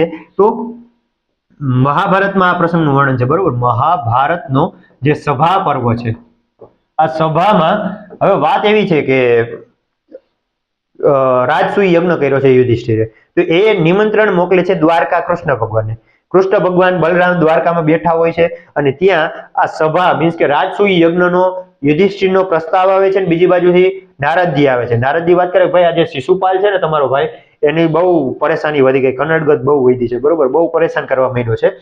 તો કૃષ્ણ ભગવાન વિચારે કઈ બાજુ જવું, શિશુપાલને મારવા જવો કે સભામાં જવું? પછી પ્લાનિંગ એવું થઈ જાય ચાલો સભામાં જઈએ, રાજસૂય યજ્ઞ જરૂરી છે. તો રાજસૂય યજ્ઞમાં ખબર પડે કે શિશુપાલ આવવાનું છે, કામ યાદ થઈ જશે. તો કૃષ્ણ ભગવાન દ્વારકાથી નીકળે છે. દ્વારકાથી જ્યારે હસ્તિનાપુર ઇન્દ્રપ્રસ્થ જતા હોય છે, વચ્ચે ગિરનાર પર્વત, આપણો ગરવો ગિરનાર આવે છે અને ગિરનારનું સુંદર મજાનું વર્ણન કર્યું છે. ગિરનારને રૈવર્તક પણ કહેવાય, બરોબર. માઘ કવિએ શિશુપાલ વધમાં ગિરનારનું વર્ણન કર્યું છે. કેમ કે કૃષ્ણ ભગવાન જાય છે, હવે સભામાં જાય છે. સભામાં અગ્ર પૂજા કોની કરવી? ચીફ ગેસ્ટ હોય તો આપણે ચીફ ગેસ્ટ તરીકે કોઈને કોઈ રાખીએ તો આમાં અગ્ર પૂજા થતી કે ભાઈ કોની પૂજા કરવી? તો અગ્ર પૂજા માટે બધા ભીષ્મ વગેરે જે વડીલો છે એમ કહે છે કૃષ્ણ ભગવાનની કરો. જેવી કૃષ્ણ ભગવાનની અગ્ર પૂજાની વાત કરે ને એમાં શિશુ પર ઠેકડો મારીને બધું આને હું પૂજા કરવી, આના માતા પિતા નક્કી નથી ને આમ તેમ. કૃષ્ણ ભગવાન વિશે અપશબ્દો બોલે જ જાય. થોડીક વાર તો ભીષ્મ ગુસ્સે થઈ ગયા, ભીમ ગુસ્સે થઈ ગયા, બધા ગુસ્સે થઈ ગયા. કૃષ્ણ ભગવાન બધાને શાંત પડે. જેવી 100 ભૂલ થાય એટલે સુદર્શન ચક્ર મૂકે છે અને એ સુદર્શન ચક્ર શિશુપાલનું ગળું ઉડાડી દે છે અને એમાંથી એક તેજ નીકળી અને કૃષ્ણ ભગવાનમાં સમાઈ જાય છે અને આ શિશુપાલ વધમનો અંત આવે છે, બરોબર. બહુ સુંદર મજાનું એટલું જોરદાર વર્ણન કર્યું છે. એટલા માટે જેમ કહી શકાય કે 9 સર્ગ તમે આમાં વાંચી લેશો ને, 20 નહીં, ખાલી 9 સર્ગ, એક શબ્દ તમારા માટે નવો નહીં રહે. ચાલો નેક્સ્ટ આગળ વધીશું. ગદ્યકાર મહાકવિ બાણભટ્ટની વાત છે ભાઈ. મહાકવિ બાણ. હવે બાણ છે, બાણ ભટ્ટે હર્ષચરિત અને કાદંબરી 2 બુક લખી. બાણ પણ એવા જ વિદ્વાન, એવા કે એની જે લાઈન છે ને વાંચવા માટે આમ જેવા તેવાનું કામ નહીં. એની વાતને સમજવી બહુ અઘરી. વિદ્વાનો એની બુદ્ધિ ઘટાડવા માટે રાત્રે એમને દહીં ખવડાવ્યા ઘણા સમય, ત્યારે એમની બુદ્ધિનું લેવલ, આઈક્યુ લેવલ ઘટ્યું હતું. વિચારો એ બાણ કેવા હશે. બાણ માટે એવું કહેવાય છે કે વાણી બાણું બહુવહ. વાણી એટલે સરસ્વતી, બાણ એટલે બાણ બહુવહ થયા. ખુદ સરસ્વતી જેમ કે છે બાણ બનીને આવ્યા હતા. હવે આમનો મહાકવિ બાણનો પરિચય ક્યાં મળે છે? તો કે હર્ષચરિતમાં એમણે પોતાનો પરિચય આપ્યો છે. તેઓ પોતાને વત્સ વંશના જણાવે છે. વત્સ વંશ એટલે કે તમને ખબર છે વાત્સ્યાયન નામના ઋષિ હતા. આ વાત્સ્યાયનના વંશજ ગણાવે છે. કોણ? મહાકવિ બાણ. એમના આદ્ય પૂર્વજ કોણ? તો કે મહર્ષિ દધીચ અને સરસ્વતી માતાને પોતાના આદ્ય પૂર્વજ ગણે છે. માતા પિતાના અવસાન બાદ આ ભાઈએ દેશાટન શરૂ કર્યું. મીન્સ કે માતા જન્મના સમય વહી ગયા અને પિતાનું અવસાન થયું પછી ભાઈ કોઈ વૈદ્ય નહીં એટલે આખા દેશમાં ફરવાનું ચાલુ કર્યું, વિવિધ ગુરુ પાસેથી વિદ્યા મેળવી અને એટલા વિદ્વાન થઈ ગયા કે ભારતમાં આજ પણ બાણ જેવા કવિ નથી મળતા. હવે આ કવિએ દેશાટન કરી વિદ્યાભ્યાસ કર્યો. એમનો સમય પણ એમ કે છે હર્ષવર્ધનના સમયની સાથે જ જોડાયેલો છે, કેમ કે એ રાજા હર્ષવર્ધન જે ઉત્તરાપથના સમ્રાટ કહેવાય, બરોબર, ઉત્તર ભારતના રાજા હતા હર્ષવર્ધન, એમના દરબારી હતા. એટલે હર્ષવર્ધનનો સમય 606 થી 647 છે, એટલે આપણા ભાઈ મહાકવિ બાણનો સમય પણ એ જ હોવો જોઈએ. હર્ષવર્ધનનો સમય એ છે, બરોબર. હવે એમણે પહેલી બુક લખી હતી હર્ષચરિતમ. હર્ષચરિતમાં શું છે તો કે 8 ઉચ્છ્વાસ આવેલા છે. 8 ઉચ્છ્વાસ એટલે કે 8 ચેપ્ટર, 8 ભાગ. જેમાં શું છે તો કે ભાઈ એમાં ભાઈએ પોતાનો પરિચય લખ્યો છે. તો 1 થી 3 ઉચ્છ્વાસ છે ને, 1 થી 3, આ 8 માંથી 1 થી 3 એમાં વ્યાસ, વેદવ્યાસજી, મહાકવિ ભાસ અને કાલિદાસનો પરિચય અને સાથે સાથે પોતાનો પરિચય પણ લખ્યો છે. અને જે 4 થી 8 ઉચ્છ્વાસ છે એમાં રાજા હર્ષવર્ધનનું જીવન ચરિત્ર લખેલું છે. હર્ષચરિતની એટલી જ વાત છે કે 1 થી 3 માં આજે મહાકવિઓનો પરિચય અને પોતાનો પરિચય આપ્યો છે. 4 થી 8 માં રાજા હર્ષવર્ધનનું જીવન ચરિત્ર, એમણે કરેલા યુદ્ધો, એમણે રાજા હર્ષવર્ધન બહુ વિદ્વાન હતા, એણે નાટકો લખ્યા હતા 3. તો આ બધું વર્ણન હર્ષચરિતમાં છે. હર્ષચરિત કોણે લખી સાહેબ? મહાકવિ કોણ હતા? બાણભટ્ટ, બરોબર. બાણભટ્ટની બુક છે હર્ષચરિતમ. નેક્સ્ટ બીજી બુક છે કાદંબરી. જો કાદંબરી માટે એમ કહેવાય છે કે કાદંબરી રસજ્ઞાને આહારોપિન રોચતે. જો તમે કાદંબરી આ જે કથા છે, આ કાદંબરીનો કથાનો આસ્વાદ માણતા હોય તો તમને ભોજને ન ભાવે. કાદંબરી વાંચો ને તમને ભોજને ન ભાવે, એટલી સરસ મજાની કાદંબરી છે. હવે કાદંબરીના 2 ભાગ છે, પૂર્વ ભાગ અને ઉત્તર ભાગ. પૂર્વ ભાગ એમ કે છે આપણા ભાઈ બાણભટ્ટે લખ્યું હતું, પણ ઉત્તર ભાગ લખે એમની પહેલા જ એમનું મૃત્યુ થયું, અવસાન થયું. એટલે ઉત્તર ભાગ એમના પુત્ર હતા જેનું નામ હતું પુલિંદ ભટ્ટ. આ પુલિંદ પણ કહેવાય છે, એ ભાઈને ભૂષણ ભટ્ટ પણ કહેવાય છે, બરોબર. એમના જ પુત્રએ કાદંબરીનો ઉત્તર ભાગ લખ્યો છે. કાદંબરીમાં તો કે વિદિશા નગરી રાજા શુદ્રકની વાત આવે છે કે રાજા શુદ્રક છે, શુદ્રક, આ શુદ્રકના દરબારમાં એક કન્યા એક પોપટ લઈને આવે છે ને એમ કે છે રાજા આ પોપટ બોલે છે અને આવો બોલતો પોપટ તમારા જ દરબારમાં શોભે. તો પોપટ બોલે તો એ પોપટને રાજા શુદ્રક સાંભળે છે અને રાજા જે પોપટ બોલે છે ને એમાં જાબાલી ઋષિના આશ્રમનું વર્ણન આવે છે. આપણે 12મા પાઠે આવી આશ્રમ વર્ણનમ આવે છે ને, આશ્રમ વર્ણનમ, એ આશ્રમનું વર્ણન એ કાદંબરીનો ટોપિક છે, બરોબર. જાબાલી ઋષિના આશ્રમનું વર્ણન છે, એનું વાત કરે છે કેવો સુંદર મજાનો આશ્રમ છે. એના પછી પોતાના જે 3 જન્મ છે એની વાત કરે છે. કેટલા જન્મ? 3 જન્મ. તો આ 3 જન્મની વાત છે. એમાં પેલે જે શું કહેવાય આ પોપટ છે એ વાત કરે છે કે હું અને મારો ભાઈ, પેલે એનો જન્મ થાય છે પુંડરીક, પુંડરીક અને કપિંજલ, આ 2 મિત્રો હોય છે. કપિંજલ આ નામે મિત્ર તરીકે જન્મે છે. એના પછી બીજો અવતાર થાય છે, એમાં આ પુંડરીક કપિંજલ છે એનો એક મિત્ર બને છે જેનું નામ હોય છે ચંદ્રાપીડ. અને જે શું કહેવાય આ છે પુંડરીક, એ પુંડરીક બન્યો તો આનો મિત્ર વૈશંપાયન, વૈશંપાયન. અને ત્રીજો જન્મ આપણે હમણાં બાકી રાખીએ, બરોબર. તો પેલે થાય છે શું, આ રાજાને આખી વાત કરે છે કે રાજા હું આગલા જન્મમાં વૈશંપાયન હતો, જે પોપટ છે પોપટ, ये पोपट ये तोता बोल रहा है कि मैं कौन था, वैशंपायन. और चंद्रापीड मारो मित्र राजा હતો. હવે ચંદ્રાપીડ આ આખા દેશને જીતવા માટે શું કહેવાય એને દિગ્વિજય માટે, બરોબર, દિશાઓના વિજય માટે નીકળે છે. જેમાં ઉત્તર દિશામાં જાય છે ચંદ્રાપીડ. ચંદ્રાપીડ ઉત્તર દિશામાં જાય, ત્યાં એક એને અવાજ સંભળાય છે. એમ કે છે કોઈ કિન્નર, મીન્સ કે કિન્નર યુગલ હોય છે, એમનો પીછો કરતા કરતા અચ્છોત સરોવર પહોંચે. આ સરોવરને એટલું બધું ઉત્તર દિશામાં એટલે હિમાલયની તળેટીઓ આવી જાય, બહુ સુંદર મજાનું વર્ણન આવે છે. ત્યાં એને એક સુંદર મજાનો અવાજ સંભળાય. આ અવાજ સાંભળી અને શું કહેવાય એ અવાજનો પીછો કરે છે. અવાજનો પીછો કરતા કરતા એ એક સ્થાને પહોંચે છે અને એ સ્થાનમાં શું હોય તો કે ભાઈ એક સુંદર મજાની કન્યા ગીત ગાતી હોય અને કન્યાનું નામ હોય છે મહાશ્વેતા. સમજાય છે? એ મહાશ્વેતાનું વર્ણન આમાં જોવા મળે છે. મહાશ્વેતાની વાત આવે છે, આપણે બીજા પેજ ઉપર આવી જાય કે શું થાય છે તો કે શુદ્રક નામના રાજા છે. ઓકે, શુદ્રક રાજા. આ શુદ્રકના દરબારમાં એક કન્યા સુક લઈને આવી. સુક એટલે કે પોપટ. આ પોપટ છે એ પોતાનો આખો ત્રણ જન્મની જીવન કથા સમજાવે છે કે ભાઈ હું આગલા જન્મમાં શું હતું, તો કે આગલા જન્મમાં હું વૈશંપાયન નામનો એક માણસ હતો. વૈશંપાયન. આ વૈશંપાયન એમ કે છે કે મારો મિત્ર હતો જેનું નામ હતું ચંદ્રાપીડ. આ ચંદ્રાપીડ કોણ હતો? રાજા. ચંદ્રાપીડ રાજા હતો. એ દિગ્વિજય કરવા નીકળો. દિગ્વિજય કરતા કરતા એ ઉત્તર દિશામાં જાય છે અને ઉત્તરમાં એ કોઈ યુગલનો પીછો કરતા કરતા અચ્છોદ સરોવર, એક સરોવરે પહોંચે છે. એ સરોવરમાં એની ભેટ થાય છે એક સ્ત્રી હારે જે બહુ સુંદર મજાનું ગીત ગાતી હોય, મહાશ્વેતા. આ મહાશ્વેતા પાસે જઈ અને દેવીને પ્રણામ કરે છે અને કહે છે, દેવી તમે કોણ છો, અહીંયા કેમ છો અને તમારું અહીંયા રહેવાનું કારણ શું? ત્યારે એ કહે છે કે હું ગંધર્વ જાતિની ગંધર્વની કન્યા છું મહાશ્વેતા. મેં એક એવી ભૂલ કરી નાખી, એના કારણે હું હંમેશા હવે અહીંયા રહી અને ભગવાનની સેવા કરું છું. તો કે કેમ, તમે એવી શું ભૂલ કરી? તો મહાશ્વેતા પોતાની વાત કરે છે કે આગલા જન્મમાં મતલબ કે એક વ્યક્તિ જેનું નામ હોય છે પુંડરીક. આ પુંડરીક છે ને એમ ઋષિકુમાર હોય છે જે એના મિત્ર કપિંજલ ભેગું, આ કપિંજલ ભેગી ફરતો હોય છે ને એ પુંડરીક મને ગમી જાય છે. તો પુંડરીક સાથે મારે લગ્ન કરવા હોય. હવે પુંડરીક અને હું એકબીજાની દૂર આપણે શું કહેવાય વિયોગથી જોડતા હોય છે, બે મળવા માંગતા હોય છે. પણ હું પુંડરીકને મળું એની પહેલા જ પુંડરીક મારા વિયોગના કારણે મૃત્યુ પામ્યો. હવે એની પાછળ મારે મૃત્યુ પામવું હતું, પણ ત્યાં એવી ભવિષ્યવાણી થઈ કે આ પુંડરીક છે પાછો જન્મ લઈ અને તને મળવા આવશે. તો પુંડરીક જે મારો પ્રેમી છે એને મળવા માટે હું જીવું છું, એવું મહાશ્વેતા કહે. તો ચંદ્રાપીડ એમને મળી અને બહુ પ્રસન્ન થાય છે. મહાશ્વેતા એની બેનપણી હોય છે, બેનપણીનું નામ હોય છે કાદંબરી. મહાશ્વેતાના મિત્ર, બરોબર, બેનપણી કયો મિત્ર કયો, જેનું નામ હોય છે કાદંબરી. આ કાદંબરી છે એમની હારે આમનો પરિચય કરાવે છે ચંદ્રાપીડનો. તો ચંદ્રાપીડને કાદંબરી એ બેનને પ્રેમ થાય છે. હવે ચંદ્રાપીડ અને કાદંબરી બંને લગ્ન કરવાનું વિચારે છે, પણ રાજ્યમાંથી પાછો બોલાવો આવે છે એટલે ચંદ્રાપીડ પાછો ચાલ્યો જાય છે. હવે ચંદ્રાપીડ આજ સુધી આવ્યો હોય તો વૈશંપાયન છે ને, વૈશંપાયન એને શોધ કરતો કરતો અહીંયા પહોંચે છે અને એ આ મહાશ્વેતા ઉપર મોહાઈ જાય છે.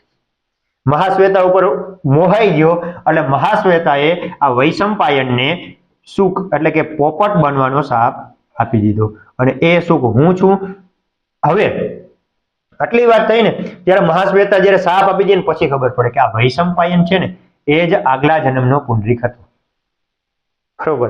તો આખી વાર્તા આપણે કન્ફ્યુઝ કરી નાખે એવી છે. બહુ સુંદર મજાની વાર્તા છે, પણ જો તમને સહેલી રીતે સમજાવી હોય ને તો આવી રીતે સમજી શકાય કે પુંડરીક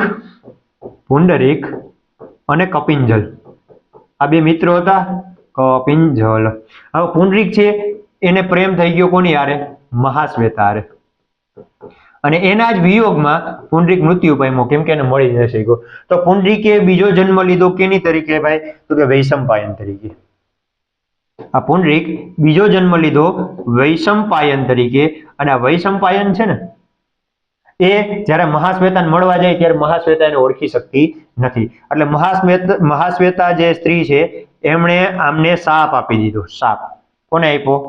વૈશંપાયનને. હવે એ શાપ મળવાના કારણે આ વૈશંપાયન છે એક પોપટ જે રાજાના દરબારમાં છે ને શુદ્રકના, એ સુક બનીને આવ્યો. આ કપિંજલ હતો, કપિંજલ એ એના મિત્રની પાછળ એ પણ બે જન્મ લે છે. આ કપિંજલ છે એ એક અશ્વ તરીકે, અશ્વ એટલે કે ઘોડો બનીને આવે છે. અને વૈશંપાયનને આ જન્મમાં એને એક બીજો મિત્ર મળી જાય છે જેનું નામ હોય છે ચંદ્રાપીડ. આ ચંદ્રાપીડની પ્રેમિકા કોણ હતી સાહેબ? ચંદ્રાપીડની પ્રેમિકા હતી કાદંબરી. તો કાદંબરીના નામ ઉપરથી જ તમારા ભાઈ કોને?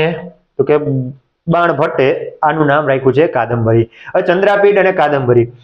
હવે વૈશંપાયનનું મૃત્યુ થયું. ચંદ્રાપીડને ખબર પડી કે મારો પાકો ભાઈબંધ, મારા જીગરનો ટુકડો વૈશંપાયન નથી રહ્યો.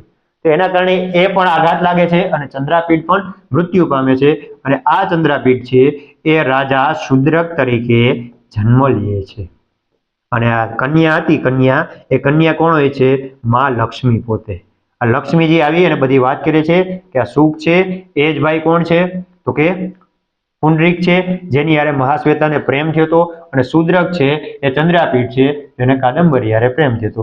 એટલે પાછા પોતાનું શરીર છોડી અને જે સુખ હતો એ પુંડરીક બની ગયો, અને જે શુદ્રક હતો એ રાજા ચંદ્રાપીઠ બની અને પોતપોતાની પત્નીઓને પ્રેમિકાઓને મળે છે અને વાર્તાનો સુખાંત અંત આવે છે. આવી સ્ટોરી છે કાદંબરીની. કેટલા ભાગ છે? ઉત્તર ભાગ, પૂર્વ ભાગ અને ઉત્તર ભાગ, બે ભાગ પડ્યા. પૂર્વ ભાગ બાણભટ્ટે અને ઉત્તર ભાગ એમના પુત્રએ લખ્યો હોય એવું મનાય છે. તો આટલું સમજાણું હશે. કાદંબરી રસજ્ઞાને આહારો પીને રોચતે. કાદંબરીનો રસ માણી લ્યો તો તમને આહાર પણ ન ભાવે. બે ભાગ, પૂર્વ ભાગ, ઉત્તર ભાગ. વિદિશા નગરીના રાજા શુદ્રક અને જાબાલી ઋષિના વર્ણન, આશ્રમનું આમાં વર્ણન આવે છે. ચાલો, કાદંબરી સમજાઈ ગયો હશે. નેક્સ્ટ, આ તમારા માટે કોર્સની જે અગાઉ વાત કરી છે કે વિઝન ડિજિટલ એજ્યુકેશન વીડી એપ્લિકેશન લઈ શકો, ડાઉનલોડ કરી લ્યો. બાયોલોજી, મેથ્સ, ફિઝિક્સ અને કેમેસ્ટ્રીને લગતું તમામ કલરફુલ મટીરિયલ આમાં મળશે. તો ખાસ ડાઉનલોડ કરી અને પરચેસ કરી લ્યો. બહુ સુંદર મજાનો કોર્સ છે. 249 રૂપિયા ઓનલી. આટલામાં તમે કદાચ પીઝો ખાવા જાવ તોય ના આવે. તો ખાસ લઈ લેજો. ચલો નેક્સ્ટ આપણે આનામાંથી જે એમસીક્યુ પૂછાય છે ને, એમસીક્યુ એના ઉપર આપણે થોડું ધ્યાન દઈ દઈએ. કેમ કે આમાંથી એમસીક્યુ પૂછાય, સાયન્સમાં પૂછાય અને આર્ટ્સમાં પણ પૂછાય છે એમસીક્યુ. તો એમસીક્યુ આપણે આવડવા જોઈએ. ચાલો, પેલો એમસીક્યુ છે આમાં કે પારસ્કર ગૃહ્ય સૂત્રમાં કેટલી કંડિકાઓ આવેલી છે? તો સાહેબ આપણે વાત કરી હતી 3 કાંડ અને કેટલી કંડિકાઓ? 51 કંડિકાઓ છે. તેમાં પારસ્કર ગૃહ્ય સૂત્રમાં. હવે કયું ગૃહ્ય સૂત્ર 3 કાંડોમાં વિભક્ત છે એ જ વાત કરી. પારસ્કર 3 કાંડ અને 51 કંડિકા તેમાં પારસ્કર ગૃહ્ય સૂત્રમાં. આશ્વલાયન ગૃહ્ય સૂત્રના કર્તા કોણ? જો આશ્વલાયન ગૃહ્ય સૂત્ર લખનારા આશ્વલાયન પોતે, પારસ્કર લખનારા પારસ્કર પોતે. એના નામ ઉપરથી જ આ ગૃહ્ય સૂત્રનું નામ પડ્યું. આશ્વલાયન કોણે લખ્યું? આશ્વલાયન મહર્ષિએ. હવે ઋગ્વેદના કેટલા ગૃહ્ય સૂત્ર છે? આપણે યાદ કર્યું તો ઋગ્વેદમાં 3 અક્ષર છે, તો યાદ રાખવાનું ઋગ્વેદના ગૃહ્ય સૂત્ર એ કેટલા? 3. વર્તમાન સમયમાં કેટલા ગૃહ્ય સૂત્રો મળે છે? 19. ઋગ્વેદના 3, અથર્વવેદનું 1, સામવેદના 5 અને 10 યજુર્વેદના. ગૃહ્ય સૂત્રમાં કયું ગૃહ્ય સૂત્ર સૌથી પ્રાચીન છે? સાહેબ આશ્વલાયન સૌથી પ્રાચીન તમે કીધું હતું. હવે કલ્પશાસ્ત્રના કેટલા વિભાગ છે? કલ્પશાસ્ત્રના આપણે 4 વિભાગ પડ્યા હતા. ગૃહ્ય સૂત્ર, શુલ્વ સૂત્ર, ધર્મ સૂત્ર અને કયું હતું? શ્રૌત સૂત્ર. ત્યાં ગ્રંથમાં યજ્ઞવેદી નિર્માણ અને ભૂમિતિના સિદ્ધાંત જોવા મળે છે. જો ભૂમિતિ, ગાણિતિક વસ્તુઓ અને યજ્ઞની વેદીઓ બનાવી એની વાત આવે તો યાદ રાખજો શુલ્વ સૂત્ર હોય.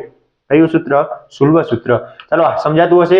અહીં સમાજ અને રાજ્યને લગતા કાયદાનું વર્ણન છે. સમાજ અને કાયદાની વાત આવે તો આપણે વાત કરી હતી ધર્મ સૂત્રમાં. 16 સંસ્કાર કોનો વિષય છે? 16 સંસ્કારની વાત કેમ આવે? સાહેબ લગ્ન થઈ જાય પછી ગૃહ્ય સૂત્રમાં આવે. શ્રૌત સૂત્રોનો વર્ણ્ય વિષય. શ્રૌત સૂત્રમાં શું આવે તો કે વૈદિક યજ્ઞની વાત આવે છે. નીચેના પૈકી કલ્પશાસ્ત્રનો ભાગ નથી. શુલ્વ સૂત્ર, ગૃહ્ય સૂત્ર, નિરુક્ત કે શ્રૌત સૂત્ર? સાહેબ કોણ છે જે કલ્પમાં નથી આવતું? નિરુક્ત. કેમ કે જેમ કલ્પ વેદાંગ છે ને નિરુક્ત વેદાંગ છે, બરોબર? તો એમ આવતું નથી. કે આ વેદાંગને વેદના ચક્ષુ એટલે કે આંખ કહેવામાં આવી છે. જ્યોતિષામ અયનમ ચક્ષુ. જ્યોતિષને આંખ કહેવામાં આવી છે. વેદનું મુખ કહેવાય કોને? વ્યાકરણને. સ્પષ્ટ બોલવું હોય તો વ્યાકરણ આવડવું જોઈએ. વેદાંગ નું મુખ વ્યાકરણ છે. વેદાંગોની સંખ્યા ખાસ પ્રશ્ન યાદ રાખી લેજો, 6 વેદાંગ છે. વૈદિક સાહિત્યમાં વેદની એક ખાલી જગ્યા રૂપે કલ્પના કરવામાં આવી છે. બાળક, ઋષિ, સ્ત્રી કે પુરુષ? વેદ પુરુષ. ઓકે. અને વડોદરામાં આવેલા પ્રાચ્ય મંદિર MS યુનિવર્સિટીની વાત છે. એના તરફથી કયા ગ્રંથની સમીક્ષિત આવૃત્તિ તૈયાર કરી? મહાભારત, ભાગવત, ઋગ્વેદ કે રામાયણ? સાહેબ આપણા ગુજરાતમાં રામાયણની થઈ હતી, બરોબર? અને પુણે મહારાષ્ટ્રમાં મહાભારતની. ચાલો, રામાયણમાં કોના અયન એટલે કે ગતિનું નિરૂપણ છે? સિમ્પલ વાત છે. રામનું અયન એટલે રામાયણ. રામના જીવનનું વર્ણન છે. હે નિષાદ મા નિષાદ પ્રતિષ્ઠાત્વમ અગમ શાશ્વતી સમા. પદ્ય એ મહાકાવ્યનો પ્રેરણા સ્ત્રોત મનાય. આ શ્લોકના કારણે કયા ગ્રંથની રચના થઈ? સિમ્પલ વાત છે ભાઈ, મહાભારત. કેમ કે હે શિકારી એવો શ્લોક બોલ્યા અનુષ્ટુપ છંદમાં, એના કારણે જ રામાયણની રચના થઈ. નમસ્તસ્યૈ કૃતાયેન રમ્યા રામાયણી કથા. એટલે શું? એટલે આ કોના માટે, કયા ગ્રંથ માટે આવું કહેવાય છે? સિમ્પલ વાત છે, રમ્યા રામાયણી કથા. એમ જ કહી દીધું, રામાયણી કથા. રામાયણના રચનાકાર કોણ? સાહેબ મહર્ષિ વ્યાસ નો આવે, મહર્ષિ વાલ્મીકી આવે, બરોબર? વાલ્મીકી રામાયણ કહેવાય. વાલ્મીકી જે રામાયણ લખી હતી. મહાભારતની વિવેચનાત્મક આવૃત્તિ કઈ સંસ્થા તરફથી? સિમ્પલ વાત, ભારત. મહાભારતનો ભા અને ભાંડારકરનો ભા. એટલે કે Bhandarkar oriental research institute Pune તરફથી મહાભારતની સમીક્ષિત આવૃત્તિ તૈયાર થઈ. ભાંડારકર ક્યાં આવી છે? સાહેબ પુણેમાં આવી છે. મહાભારતના અંતિમ ભાગને કયા નામે ઓળખાય? જો આ પૂછાતો નથી, બરોબર, અંદર પૂછી લીધો છે. મહાભારતનો જે અંતિમ ભાગ છે ને એને હરિવંશ પુરાણ કહેવાય છે. અંતિમ ભાગમાં હરિવંશ પુરાણ. મહાભારતને કયો વેદ કહેવાય? સિમ્પલ વાત, 5મો વેદ કહેવાય છે મહાભારતને. મહાભારતના રચયિતા કોણ? મહર્ષિ વેદવ્યાસ છે મહાભારતના રચયિતા છે. ચલો નેક્સ્ટ આગળ વધીશું. મહાભારતના દ્વિતીય સંસ્કરણનું નામ શું છે? મતલબ કે મહાભારતના આપણે 3 સ્વરૂપ જોયા હતા ને. પહેલે જય નામ હતું, એમાં 8008 શ્લોક હતા. તો બીજું શું નામ હતું? બીજું નામ હતું ભારત. શું નામ હતું? ભારત. પહેલું નામ જય, બીજું નામ ભારત અને ત્રીજું નામ મહાભારત. મહાભારતના કેટલા નામ? સાહેબ હમણાં કીધું 3. યદિહાસી તદન્યત્ર. અહીંયા છે ક્યાં? અહીંયા છે બધે અહીંયા છે, અહીંયા નથી, ક્યાંય નથી. આ કયા ગ્રંથ માટે વપરાય છે? સિમ્પલ વાત, મહાભારત. શિશુપાલ વધના રચયિતા કોણ? આપણે કીધું શિશુને પાલન કોણ કરે? માં. એટલે માં જોવાનું. જો બાણ નહીં આવે, શ્રી નહીં આવે, દંડી નહીં આવે, માઘમાં માં આવે તો હા, શિશુનું રક્ષણ કરનાર કોણ? માઘ. શિશુપાલે વર્ણવેલા રેવર્તક પર્વત. એ રેવર્તક એટલે કયો? રેવર્તક એટલે થાય ગિરનાર. આપણે વાત કરી ને કે કૃષ્ણ દ્વારકાથી જાય છે ને આડો ગિરનાર આવે છે. શિશુપાલ વધ અનુસાર યુધિષ્ઠિરે કયો યજ્ઞ કર્યો હતો? સાહેબ યુધિષ્ઠિરે કર્યો હતો રાજસૂય યજ્ઞ. શિશુપાલ વધમાં કયા પર્વતનું વર્ણન છે? રૈવર્તક એટલે કે ગિરનાર. મેઘે માઘે ગતમ વયઃ. એવું કહેવાય છે મેઘ અને માઘ, મતલબ કે મેઘદૂત અને માઘે લખેલા શિશુપાલમાં તમારી ઉંમર નીકળી જાય. નવ સર્ગ ગતે માઘે નવ શબ્દો ન વિદ્યતે. નવ સર્ગમાં તમે વયા જાઓ ને તો તમારા માટે નવો શબ્દો કોઈ રહેતો નથી. ચાલો, શિશુપાલ વધ મહાકાવ્યનું મૂળ શેમાં જોવા મળે છે? મૂળ જોવા મળે છે મહાભારતના સભા પર્વમાં. મહાભારતનો કયો પર્વ? તો કે સભા પર્વ. એમાં તમને શિશુપાલના વધનું મૂળ જોવા મળે છે. ક્યાં ગયું? આ રહ્યું, મહાભારતના સભા પર્વમાં. આગલા પ્રશ્નનો જવાબ. મહાકવિ માઘનો જન્મ ક્યાં થયો હતો? ભિન્નમાલ અથવા તો શ્રીમાલની આપણે વાત કરી હતી. મહાકવિ માઘે કયા કાવ્યની રચના કરી? માં, શિશુ, શિશુ, માં, શિશુપાલ, માઘ. ઋતુ સંભારમાં કેટલી ઋતુનું વર્ણન? 6 ઋતુઓનું વર્ણન.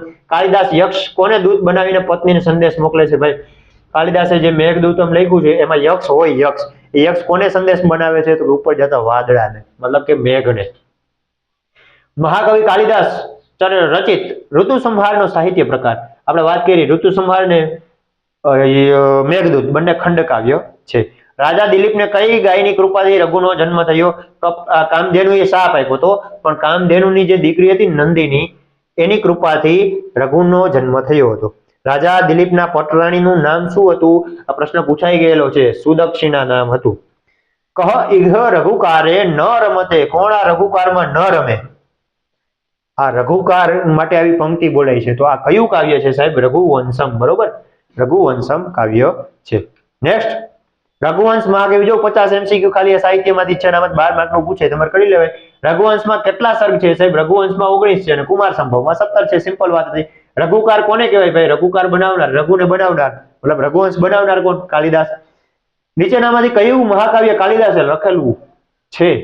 કાલિદાસે લખ્યું હતું જો રઘુવંશમ અને કિરાતાર્જુનીયમ. બરોબર, આ રઘુવંશમ મહાકવિ કાલિદાસનું છે.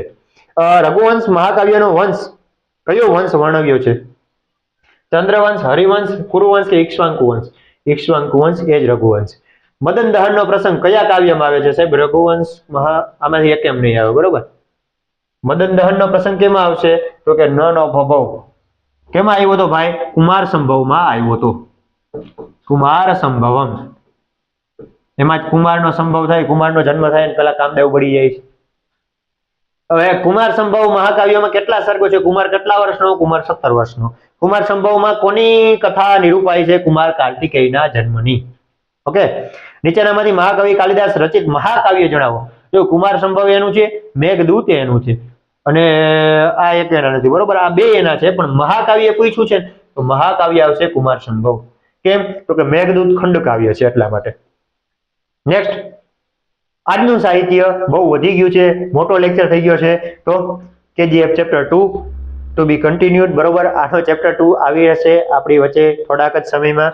તો એ સિવાય બીજા કંઈ પ્રશ્ન હોય તો આમાં તમે મળી શકો છો. સોશિયલ મીડિયા છે WhatsApp 90993343 મેસેજ કરી શકો. અને ખાસ 12 ને લગતા કોઈ પણ પ્રશ્ન હોય અમારી મુલાકાત અવશ્ય લેવી. Thank you. જય હિન્દ, જય ભારત.